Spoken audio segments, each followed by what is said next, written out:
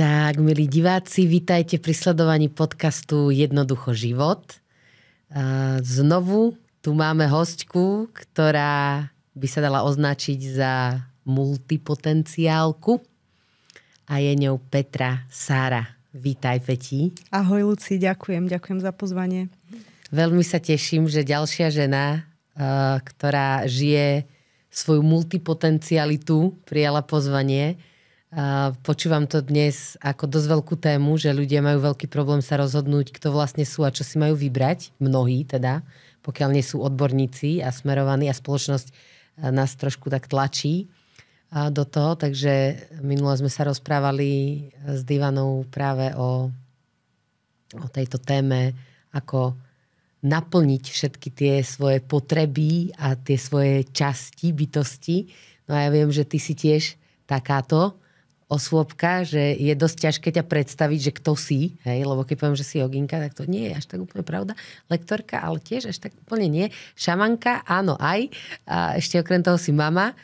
Takže prosím ťa, skús to ty nejako poňať, že ako vnímaš samu seba, to, čo robíš a aj to, čo sa vlastne deje teraz v tvojom živote, lebo viem, že si na tom podobne ako ja, že sa ti to vlastne celé pretáča. Otvárajú sa úplne nové, neznáme dvere. Mm-hmm. Takže...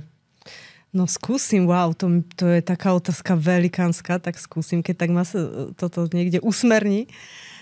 Hej, otázka, že kto si. Nedávno mi niekto takú otázku dal, že kto som v zmysle tej profesionality, hej, že čo robím. A zostal som naozaj ticho, lebo naozaj je to veľmi ťažko pre mňa akoby uchopiť. Hej. Do nejakej doby, možno ešte 5, 6, 7 rokov dozadu som sa možno viac cítila ako joginka, ako lektorka jogovej terapie. Ale postupne, akože, ako sa mi vlastne začali otvárať nové cesty, nové priestory, nové obzory, všetko sa tak nejak začalo nabalovať. A vlastne to slovo yoga som začala ponímať troška inak, tým svojim skutočným akoby významom. To slovo znamená spájať individuálne so všeobecným, ľudské s božským, alebo vstup do tej svojej integrity, do toho prepojenia s tým univerzom. Akoby skutočne také stretnutie s Bohom. A Indovia tým slovom nazvali akoby ten systém asán a tak ďalej, tých očistných techník. Ale v podstate, čo ja robím tú jogu, to slovo oslobodené od toho systému, ktorý vlastne pod to slovo Indovia schovali. Takže tam je všetko možné, hej, všetko možné môžem schovať pod to slovo spájanie individuálne so vším, spájanie ľudského s božským. Napríklad aj teraz hodne robím tensegry, tie magické pohyby azteckých šamanov, hej. Tam som troška šamanka, hej. Keď robím lekcie jogovej terapie, tak som troška joginka. Hodne robím s bylinami, so zemou. Mám občianske združenie Čározem, kde vlastne sa snažím, alebo takou najhlbšou myšlienkou je spojenie človeka so zemou, s tým prirodzeným prostredím, návrat ku koreňom, hej. To sú tiež také témy. Takže to sú len také, akože taký základ toho, že čo v podstate yoga, spojenie človeka s Bohom, hej, cez všetky možné metódy. No a pre mňa okrem tohto všetkého je na tebe ešte zaujímavé to, ako žiješ dosť veľa aj v zahraničí. Akože ukotvení ste tu aj s rodinou na Slovensku, ale veľmi veľa cestuješ, robíš aj pobyty pri mori alebo putovanie do Indie a tak ďalej. Mm-hmm. A viem, že ty si aj študovala vlastne v Indii. A pre mňa to bola veľká inšpirácia pred mnohými rokmi, lebo ja som bola taká urputne zasadená na Slovensku, že som sa odtiaľto nepohla vlastne poriadne skoro 10 rokov. Veľmi som cítila, že tu mám byť a pozerala som sa na ľudí, ako si ty, že wow, a ona cestuje, a ona chodí. A teraz ja som jedna z tých, na ktorú sa možno niekto iný takto pozerá, že aj ona cestuje. Tak možno povedz aj k týmto tvojim cestám a k tomu hlavne, ako sa ti to darí sklbiť s materstvom, pretože máš 2 deti, 2 dcéry a po nejakom čase, samozrejme, keď sú tie deti úplne maličké, tak to nie je také jednoduché, ale začala si znova. Takže toto bude určite divákov zaujímať, ako sa to dá. Hej? Lebo niektorí majú pocit, že máš deti a všetko skončilo. Ale ty si jeden z tých príkladov, ktorý ukazuje, že vôbec to tak nemusí byť. A môže život vyzerať veľmi pestrofarebne.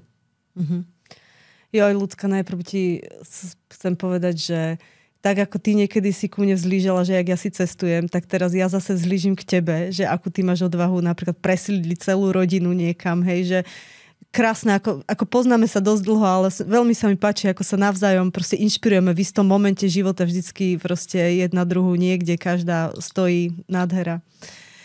No a hej, toto je veľká téma, tie cesty a vlastne môj život vo svete. Ja som cestovala celý život, ale moje cesty skôr boli také, že som skôr žila v rôznych krajinách, ako by som vlastne žila tú krajinu, akoby žila som vo vnútri, zažívala ju tu v tom grassroot level. Takže nikdy to neboli také nejaké rýchle turistické poznávacie cesty. A kde všade si žila? Hej, no najdlhšie som strávila v Izraeli, čo ako paradoxne, nedávno som o tom písala spomienku, dostala som na bench, že tam v nejakých príspevkoch, lebo som sa chcela vyhnúť súčasnej situácii. Prvýkrát som sa akoby dostala do takého zaujímavé. No ale tak Izrael, hej. Dúfam, že to nikoho nepobúri, že som žila v Izraeli. Hold, tak to je. Teď som mala 20 rokov, 20-21. Tam to bolo skoro vlastne 2 roky s prestávkami. Potom som bola dosť dlho v Amerike, v Spojených štátoch, v Guatemale, v Afrike, v Malawi. V Indii, tam som bola dlho, tam som na preskačku zhruba 7 rokov, s tým, že som ako chodila som hore-dole, hej, hodne. A na Svetom Vincente, taký maličký ostrov v Karibiku, tam som bola 2 roky. Potom také už kratšie, ale toto boli asi krajiny, kde som strávila najdlhšie, že vždycky to bolo cez rok, 2 a 3 a tak ďalej a viac, hej, že to boli také najdlhšie pobyty. Takže žila si v rôznych krajinách dlhodobo a bolo to v časoch bez detí. Hej? Áno, áno. A potom prišla rodina. A čo ďalej?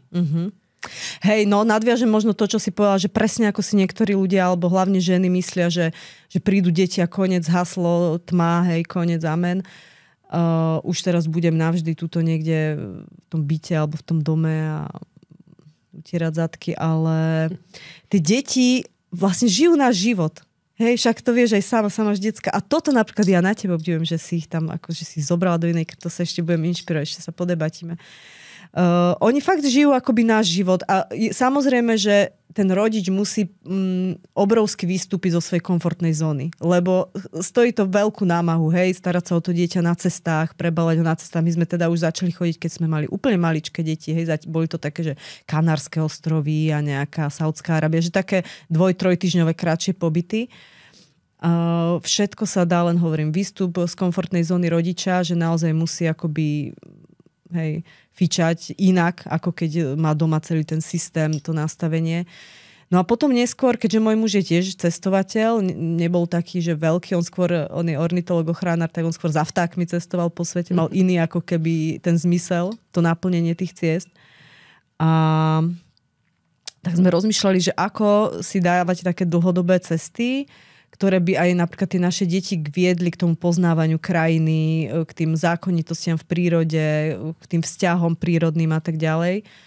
Tak vlastne podarilo sa nám získať služobné auto rodinne, z rodinnej firmy od muža, taký terénny pick-up.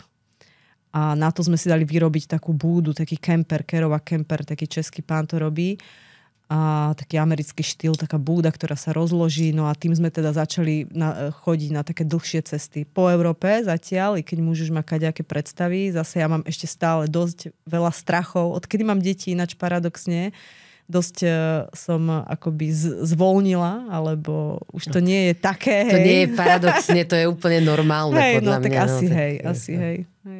Ale niekedy ma to tak hnevá, vieš, že by som chcela proste mať ešte aj tam väčšiu odvahu, hej, že fakt napríklad ja mám obrovský strach vlastne, áno, že ty si spomínala, že sme usídlení tu, môj muž je teda z Čiech, nie je tu veľmi rád vzhľadom aj na celú politickú situáciu, napätie a tak ďalej, aj vzhľadom na to, že ochranár je teraz na Slovensku akoby nepriateľ spoločnosti pomaly, takže pre ňoho je to veľmi náročné a veľmi by chcela, aby sme sa presídlili. A toto napríklad je pre mňa, že tuto mám obrovský strach, že presídli sa z toho svojho zázemia, z tej komfortnej zóny, napriek tomu, že tam nie sme stále, hej. Cestujeme, tento rok boli proste 4-5 dlhých ciest nejakých, teda za posledných 12 mesiacov tak, ale vždycky tam je akoby to zázemie, tam, kde to poznám. Vieš, že aj počas tých rokov celý život som vždycky sa vracala tam, kde to poznám, že to zázemie som nikdy z toho Slovenska akoby, vieš, nepresídlila. A teraz je taká ako keby možno, že aj potreba, lebo hej, samozrejme aj z tej mužovej strany, s tým, že on vlastne 7 rokov tu, on tu nikdy nejak veľmi nechcel byť, ale ja som ho tu akoby tak vtiahla. Tak túto zase ja mám obrovský obdiv voči tebe a ľuďom, ktorí toto akoby dokázali s deťmi. Lebo iné, keby sme sami dvaja. Takže... Tak má to svoje úskalia, určite. Nie je to úplne jednoduché, to by som zavádzala, keby som tvrdila, že je to len tak, hopcu tralala, ako trošku to chce asi aj tú odvahu a také nejaké vnútorné odhodlanie, ale zároveň aj načúvanie tej rodine, tým deťom a tomu celému, že napríklad v našom prípade, keby to nejako veľmi nefungovalo, tak určite to neurobím, hej. Ale v podstate ma to milo prekvapilo celé. A teraz fungujeme tak, že máme zariadené vlastne 2 domovy, aj na Ibize, aj tu. A medzi nimi sa presúvame podľa potreby. A snažím sa to urobiť tak, aby sme nemuseli nosiť veci. Takže niekedy je to celkom sranda pamätať si, že čo mám tam a čo mám tu. A zduplikovať vlastne tie domácnosti a šatníky a všetky tieto záležitosti, hej, aby sme proste to nevláčili hore-dole a autá a takéto. Takže že je to zaujímavý koncept. Nikdy som si nemyslela, že ja budem takto žiť. Ale popravde nám to vlastne celkom vyhovuje zatiaľ. A hlavne my sme v takom flow, že sme pripravení to kedykoľvek zmeniť. Ale vzhľadom na to, že sme sa niekoľkokrát presúvali autom medzi Ibizou a Slovenskom, autom a trajektom, tak viem, čo to je cestovať s deťmi. Hej? To je ako téma sama o sebe, že cestovať s deťmi. A ty si mi spomínala, že by ste radi o tom aj viac hovorili, lebo podľa mňa to by bolo veľmi užitočné. Práve tu na platforme Hero, alebo teda môžeš o tom povedať viac? Že ako to... Hej, no my už máme dlhšie taký nápad. Sú ešte aj iné platformy. Ja tie platformy moc neovládam, ale muži ho ovládal možno napríklad aj táto Hero. Teraz sme boli prvýkrát pozvaní na jeden festival, Iné cesty, čo robí taká neziskovka Sosna v Košiciach, kde sme presne o tom hovorili, ako cestujeme s tým kemperom s deťmi. A veľa ľudí, sú aj rôzne skupiny, kde po sociálnych sieťach, veľa ľudí akoby uvažuje, že by tak cestovali, chceli, boja sa, alebo proste hľadajú inšpiráciu. Tak veľmi radi by sme práve tú inšpiráciu poskytli ďalej, lebo ako naozaj cestujeme veľa, je to, akože fakt má to presne úskalia, sú všelijaké proste tipy, zlepšovaky, alebo aj návody, kade ísť možno, hej, že kde sa zastavovať, lebo s tými deckami, vieš, musíš sa zastaviť, to není, že sa zatneš a valíš. V noci sa dá, hej, že v noci sa dá, ale cez deň to musíš vymyslieť, že kde je nejaká zaujímavá prestávka. Aj toto možno dávať nejaké inšpirácie, že toto by sme chceli troška viacej rozbehnúť. No, určite, lebo aj na tom festivale veľa otázok a naozaj krásne spätné väzby. Že nikdy sme to vlastne nejako nezdielali veľmi so svetom, okrem nejakých fotiek na sociálnych sieťach. Takže asi do toho pôjdeme. To je veľmi skvelé, pretože naozaj aj my, keď cestujeme po Európe, my sa napríklad snažíme ísť vždy inou cestou, aby deti spoznávali krajiny a robíme takú vec, že keď ideme cez tú danú krajinu, tak si to vyhľadáme na Wikipedii a celé si to čítame. Počet obyvateľov, geografia, vlastne história, politický systém. Kupko má už 13 rokov môj, takže jeho to zaujíma.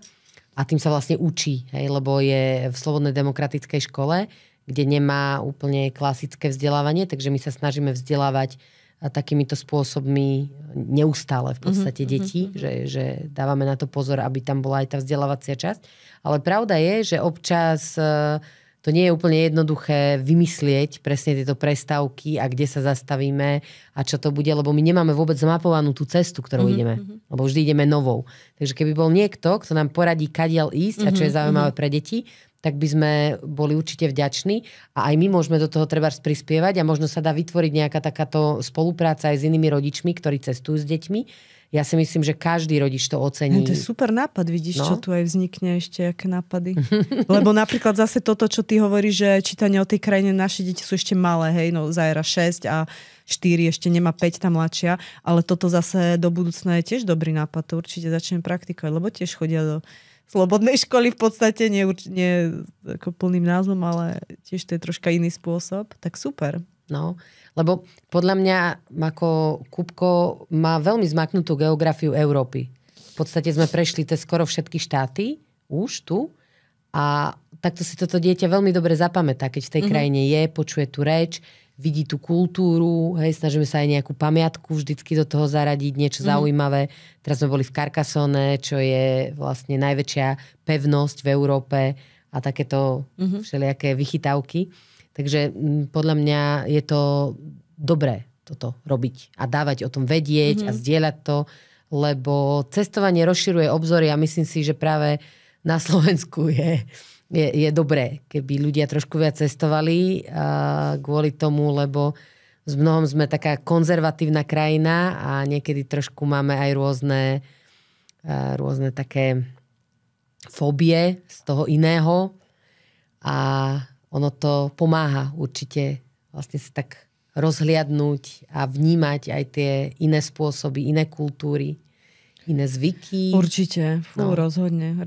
Akože ja by som normálne to dala ako nejaký povinný predmet proste na chvíľu niekam proste vycestovať a pozrieť sa, ako sa žije inde, lebo skutočne ako rozšírenie obzoru však jednoznačne ako tie klapky to úplne otvára. A ďalší aspekt, ktorý napríklad ja veľmi kvitujem, je takéto vystúpenie z tej komfortnej zóny, toho svojho stereotypu. Fakt, akože to, keď sa človek pozrie na svoj život z takej tej vtáčej perspektívy, z nadhľadu, z toho, že keď vystúpi z toho svojho života, vystúpi a teraz sa na to pozrie, zrazu veľmi veľa aha momentov dokáže prísť. Hej? Nehovorím, že zaručene vždy, ale obyčajne to tak je. Že naozaj človeku docvaknú veci a samozrejme potom je veľmi dôležité už len nenaskočiť znova do toho istého, hej, udržať si ako keby ten nadhľad alebo ten stav nadhľadu. A to je vlastne aj motivácia robenia pobytov v zahraničí. Pre mňa aspoň. Ja to teraz začínam. Ešte sme potrebovali chvíľu čas zistiť, čo presne, ako a kde na Ibize a tiež na ďalších miestach. Ale už som pár retreatov robila pri mori, alebo teda niekde ešte aj inde. A ty touto cestou ideš už dlhšie. Viem, že robíš pobyty v Chorvátsku a v Indii teraz, ale chystáš asi aj ďalšie nejaké. Tak možno skús pohovoriť aj o tomto, lebo jeden bude už teraz, nie? Niekedy to Chorvátsko. Hej, na konci mája, to je taký, že predsezónny, keď ešte nie je moc teplo tam. Bude to na Hvare, čo je vlastne slnečný ostrov, sa mu hovorí, jeden z ostrovov, kde je najviac slnečných dní. Takže na konci toho mája už je tam akože ideálnych 26-27 stupňov, more má 22 stupňov a to je pobyt, ktorý som objavila, miesto, ktoré kedysi som robila pobyty v Chorvátsku, také tie v komerčných letoviskách, to boli také, že pobyty s jogou, hej, že sa ráno, večer cvičila joga, po zbytok času ľudia mali voľno, chodili si po reštauráciách, po baroch večera. Ja už som tak ku koncu, to bolo prvne som mala deti, a už tak ku koncu bolo to ako veľmi veľa ľudí, som mala nejakých 30 ľudí vždycky. Už som cítila, že to úplne není to, ako to chcem robiť. Hej, že naozaj ja mám veľmi silné to volanie alebo tú spätosť so zemou, s prírodou, so živlami. A toto mi nejako stále nesedelo. No ale ako tá premena prišla až po tom, čo deti trošička odrastli. Ja som potom otehotnela, tam ešte bol taký, že syndrom vyhorenia, to by sa akože veľa dalo hovoriť. Deti ma z toho vytiahli akoby. A teraz som minulý rok po teda 6 rokoch začala robiť opäť tie pobyty a teda už som si povedala, že už to nebude takto, že to proste tak nemám a že ja už som není žiaden iba jogin, ktorý robí asany, ale že ja naozaj z najväčšej hĺbky srdca túžim ľudí naozaj privádzať do toho pochopenia súvislosti s tým prirodzeným prostredím, s tou zemou, so všetkými živlami. Fakt prirodzené prostredie, hej, že takže sa mi podarilo nájsť vďaka Katke Solej inak jedno úžasné magické miesto na Hvare, ktoré sa volá Cliff Base a paradoxne alebo sranda, že ho vytvoril Slovák, taký Miro z Košíc, ktorý pred 20 rokmi sa tam zalúbil do takého skalného útesu a 20 rokov tam trpezlivo dlabe diery do tých útesov, robí tam izby, vytvoril tam taký proste priestor na pobyty, retreaty, ale aj teda lesci tam chodia, hej. Takže na takomto Magic mieste tento rok bude druhýkrát takýto pobyt, ktorý už nie je o tom, že ráno večer cvičme jogu, ale je to fakt skôr pobyt, kde sa človek naozaj môže ponoriť do hĺbky seba a do jednotlivých úrovní svojho bytia v súvislosti s úrovňami toho prirodzeného prostredia. Fakt, že volá sa živli v nás a naozaj pracujeme s jednotlivými elementami na rôznych úrovniach, nielen cez asany, cez rozhovor, cez prácu v kruhu, cez magické pohyby azteckých šamanov, cez ceremonie s jemnými medicínami zeme, hej, nerobíme so žiadnymi akoby silnými, cez stravu, pretože tam je špeciálne na tieto procesy upravená ajurvédská plná penzia, takže a hlavne to prostredie človeka naozaj úplne vytrhne z akejkoľvek komfortnej zóny poprvé a z akejkoľvek jeho realitu pripomínajúceho prostredia úplne inde, úplne out. Hej. Takže naozaj sa nemá šancu. Hej. A ešte ten priestor, sranda, minulý rok sme hovorili, že fakt si každého uprace. Hej, že z začiatku tam bolo také, že ľudia boli takí nervózni, že aká divokosť, aká jednoduchosť tej izby, iba 2 postele, neviem čo, no za 12 hodín, za 6-12 hodín každý bol úplne v súlade s tým prostredím, že naozaj úžasné miesto, úžasné, to je taká moja srdcovka. No a poviem ti pravdu, že teraz, ak si to celé popísala, tak mám chuť ísť aj ja, ale nedá sa teraz. Mám dosť veľa svojich vlastných vecí a povinností, ale dúfam, že s tým neprestaneš teda. Ešte sú voľné miesta? Hej, sú ešte voľné miesta, áno. A to súvisí aj neviem, to ja by som už asi preklopila do inej témy, ale mám teraz veľmi také tiež zvláštne obdobie, kedy vlastne cítim, že teda to, že som matka a to, že som aj žena a že teda mám aj tú domácnosť, aj záhradu, že ako keby ma volalo to ženstvo do takého ponorenia sa, do takého pokoja, do takého byť tou mamou, byť iba tou ženou, hej, a ono ten svet toho biznisu, konec koncov je to akoby biznis, je to práca, je to biznis, to moje podnikanie, začal byť veľmi dravý, hej. Mm-hmm. A ja som akože človek taký, ja síce akože vyzerám, alebo mám takú akože povesť takej akoby tvrdosti, alebo čo, ale vo svojej podstate som veľmi akoby jemný človek, hej, možno to ako naozaj nevyzerá na prvý pohľad, ale ten dravý svet toho biznisu ma teraz troška začína valcovať. Hej. Troška mi to, hej, teraz sociálne siete, kedy si človek, ešte keď som ja začínala pred 15 rokmi, tak boli letačiky, hej, bolo osobné stretnutie, potom to už prestalo fungovať, potom začali sociálne siete.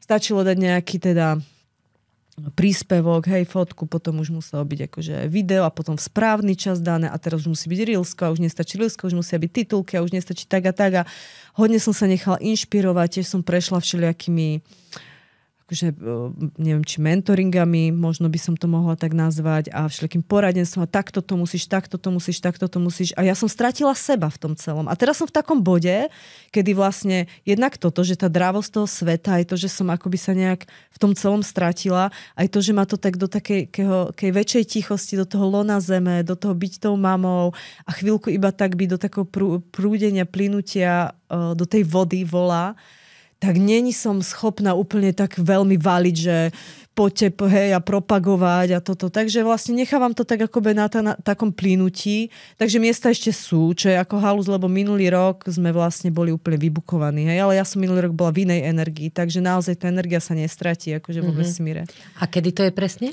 Posledný májový týždeň. 24 až 31. Dobre, tak aby diváci vedeli, môžete sa ozvať, ak vás to láka, ísť na slnečný ostrov Hvar do Cliff Base na útesy do nezvyčajných podmienok, prepojiť sa hlboko so sebou a so živlami. Určite je to úplne iný typ dovolenky a pobytu pri mori. Taký, kde máte pocit, že jeden deň trvá týždeň. To veľmi dobre poznám. Aj ako klientka, aj ako lektorka. A v tejto chvíli by som túto debatu preklopila do ďalšej témy, túto našu diskusiu a dáme priestor na toto už pre ľudí, ktorí nás budú sledovať na Hero Hero. A cítim, že našou takou spoločnou silnou témou je syndrom vyhorenia a aj tie sociálne siete. Takže koho z vás to zaujíma, tak môžete potom ďalej pozerať na Hero Hero. A ešte predtým, než teda uzavrieme túto prvú časť, aby som rada divákom povedala, kde ťa nájdu, ak ich zaujala táto tvoja multipotenciálna bytosť a všetko, čo robíš, že kde teda teraz pôsobíš? No, momentálne... Vo virtuálnom priestore teda. Aha, vo virtuálnom priestore. No, v tom reálnom v Žiline, ale teda aj to je možno dôležité, lebo tam vlastne robíme aktivity nášho občianskeho združenia Čarozem, čo inak môže byť zaujímavé aj nielen pre hľadačov duchovných alebo v oblasti osobnostného rozvoja sa rozvíjajúcich, ale aj pre napríklad rodiny s deťmi, lebo robíme rôzne veci. Napríklad teraz bude vítanie vtáčieho spevu, kedy vlastne pozeráme vtáčiky, krúžkujeme ich. Všetky možné, stopujeme divokú zver, kadečo. Takže to robíme v Žiline. Čarozem. Nájdete nás na Facebooku. A mňa nájdete tiež ako Petra Sara Pavitra na Facebooku. pavitrayogatherapy.com webová stránka. Aj na Instagrame prípadne. Aj na Instagrame Petra Sara Pavitra tiež. Ten tak začínam troška oťukávať, ten Instagram. A web teda petrasarapavitra.com. Pavitra Yoga Therapy. Pavitra Yoga Therapy. Dobre. Takže Pavitra Yoga Therapy.com, tak tam na webe asi nájdú všetky tvoje aktivity. Jasné. Výborne.